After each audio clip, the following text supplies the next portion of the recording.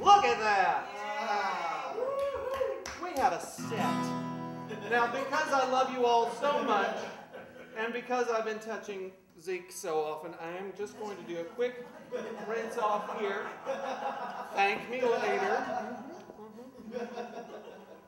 Now, Hearts, Bitter, Battered, and Burnt begins very simply with artichoke hearts. Those are the hearts involved. You can buy them marinated. I know you can. They tend to be a little heavier, a little more oily. If that's fine with you, it's fine with me. I'm not your mother. I won't tell you what to do. But what I like to do is marinate them myself. This is a little red wine vinegar, fresh lemon, and some peppercorns. And I just buy the regular kind, and then I marinate those myself. I've got a little dish of those here.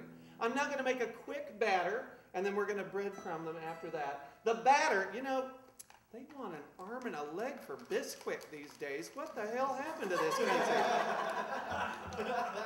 Unless I'm wrong, Bisquick has been around since like 1818, and was originally, there was only one recipe on the back. Back then it was called Ye Bisquick. Ye Bisquick, that's right. As was the horse that originally was featured on the box. And it won the Kentucky Derby, but it ran unopposed, actually, that year. So it was the first time. That was the first time. It wasn't so much a derby at the time as just a yarmulke. So that was to all of our Jewish friends at the Gas Gulp, of whom we have a surprising number, actually. For Rectal, Texas, we have a high number of the Hebrew community. Mazel tov. Mazel tov. Actually, go ahead and muzzle your tov, would you, for me, while I'm stirring? Now, this is a very easy batter, so it's just corn muffin mix. This stuff, unlike that unholy Bisquick they want $4 for, this is 69 cents a box when it's full price. And if you're wearing a long coat, they're practically giving it away. So, that goes. The best part is you don't even need to add any ingredients. It's good just dry. It's good just dry. I find on the days that I can't fill him up, it's just a box of this and a gallon of water. And the nice thing is, then I have the bathroom to myself for like a week and a half. So, all right. So this is how we're going to do this. This is how we're going to do this. One of these goes in there and gets coated with a little bit of this, the corn muffin batter. Are you asking for a ketchup? Did somebody leave partway through and now you need me to go back in time and do this all over again? What's she doing now? Hey Dick, we need some dough. I really love the fact that my crowd can actually be confused by a cooking segment. It secretly delights me. Do you all think that the food in the kitchen at the Gas Gulp just happens with like elf power, or how do you? Well, I'm sorry, Stubby. As a former professional elf, I know that you have helped us out in the kitchen many, many times. He's the only one who can reach the things that are on the lower shelves. We're all just too big for it. Now, what I am going to do right at this moment is completely reconfigure my setup. Oh, look at that. Probably should have cleaned that last week. But it'll be fine. You'll be just fine. We're going to put the little cooking spray on that just so nothing sticks. And then we're going to begin assembling our hearts. Now, there's one. I could do this 6 times and talk to you while I'm doing it. The fun thing about this is because of the marinade, you really do get a slightly more bitter sensation than you would with just a normal marinated artichoke heart, and that's the secret surprise. You know, anybody can make a battered artichoke heart. Can you make one that's sort of like a deep fried Sour Patch Kid? No, that's what this recipe is all about. Now, I know you're all watching my flawless technique, and you're thinking the same thing, that when you watch Paula Deen and Rachel Ray at home, that they have that mythic wet hand, dry hand solution. That's a load of crud. Excuse me for my language. The truth is there is no wet hand, dry hand. When you're a real cook, there's just what I call goop hand and cat box hand. Those are your 2 options. And honest to God, if you really believe that the chef is back there in a hazmat suit and rubber gloves, you really need to wake up and eat at home. I just, prepare your own food sometime in a hazmat suit and tell me how it tastes. I suspect it'll taste a lot like burned hazmat suit. That's just my opinion. I'm gonna do 5 of these and call it a day because I just, some days 4 quarters makes a whole heart.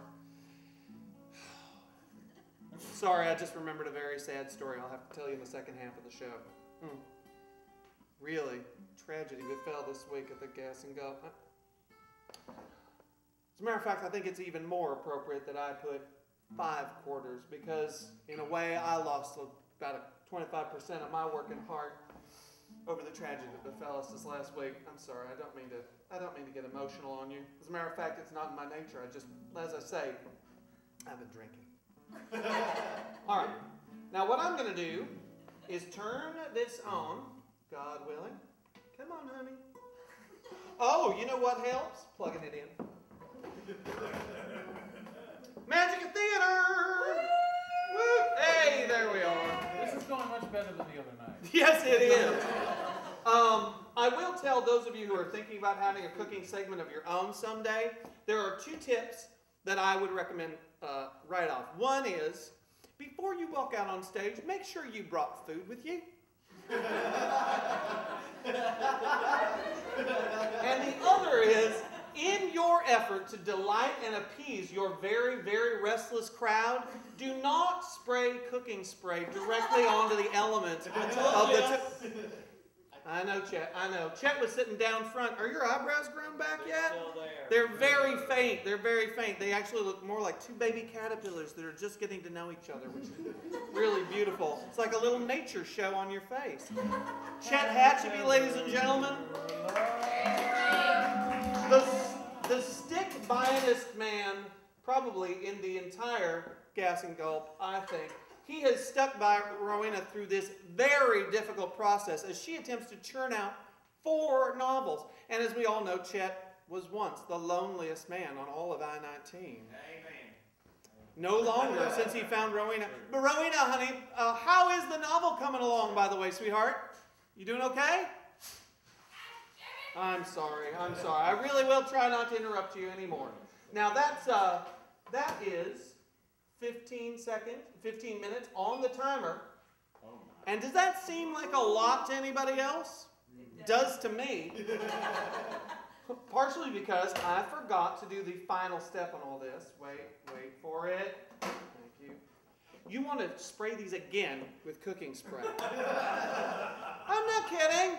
You know, if I had a deep fat fryer, you know I'd have brought it up here, but I don't. So what you're going to do is just shellac these with...